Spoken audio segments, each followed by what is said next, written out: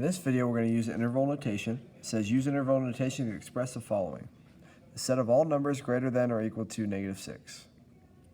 So if we want basically x says greater than or equal to -6, to use interval notation, we're going to start with the lowest number, which would be -6. So the lowest number that could be in the set or kind of defines the set. So -6 is the lowest number. And then we're going to go to the highest number. Well, the highest number, we really don't have one, so that's infinity. And then we're going to state whether or not -6 can be in the domain for this inequality. So we have greater than or equal to -6, meaning -6 is in the domain. So when we are in the domain, we're going to use a bracket. And if it's something that's not in the domain, we'd use a parenthesis.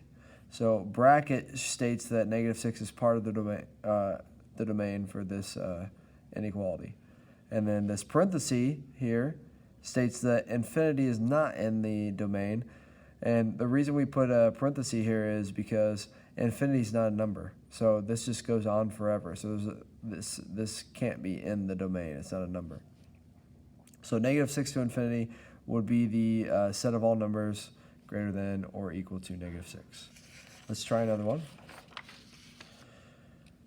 We have the set of all numbers less than or equal to -8 or greater than or equal to 2. So we have x, which is greater than or equal to -8, or greater than or equal to 2. So x greater than or equal to 2. Oh, I screwed that up. That should have been less than. Less than or equal to -8, or x greater than or equal to 2. So what would be the smallest number here? Well, this would range from -infinity all the way to -8. And it says equal, so I'm going to use a bracket on the -8 piece. And obviously -infinity, I cannot equal it, so I put a parenthesis there.